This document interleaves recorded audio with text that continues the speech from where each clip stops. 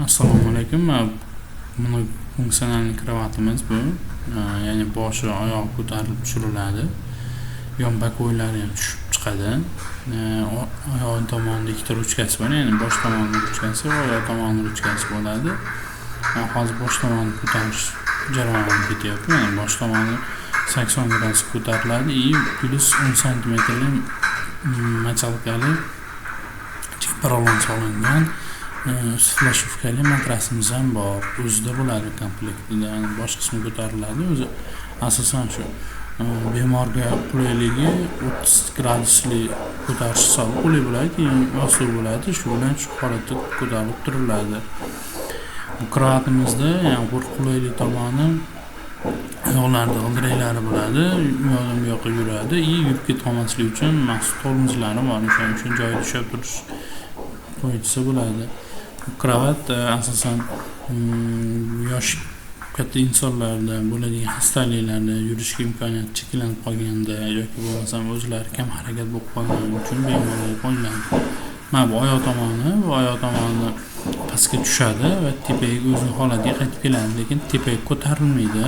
Ya'ni funksiyasi shunday ishlangan buni. U tepaga ko'tarib ishlaydigan funksiyalarini endi kelajakda qo'yib ishlatib qo'ymoqchimiz.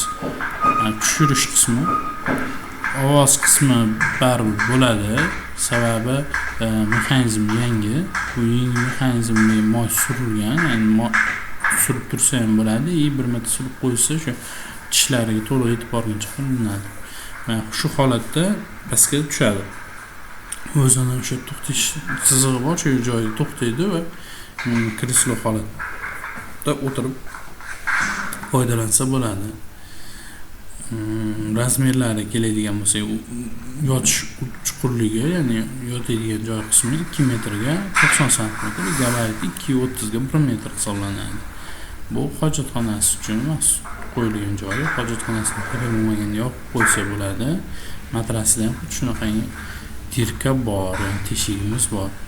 Xo'p, bu ochib yopilish qismlari tagidan boshqariladi va tushib ketmaslik uchun maxsus to'sib qo'yilgan.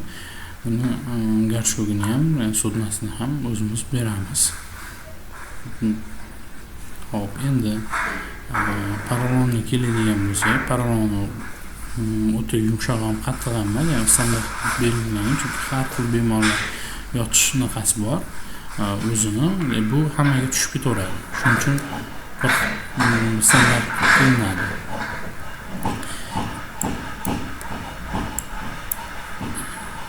Endi ko'tarilish qismi, ya'ni orqaga aylantirgan hisobiga tepaga mexanizm ko'tariladi.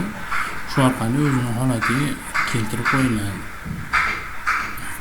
Ikki chetlarida bosh tomonlari MDF laminat hisobiga qo'yilgan. Bular ham moyishi hisoblanadi, ya'ni nam lata bilan artib turilsa yana ham yarqalab turaveradi, ya'ni o'ziga chang yutib olmaydi. Kraskasi parashkoy kraska, kumsimon kraskadan qilinadi. Bunga komplektida shu shtativ bo'ladi, o'ziga qo'yilib beriladigan shtativ bo'ladi, ya'ni kapingni olish uchun. Obratdan qaytarish hisobiga bosh qismi tushadi.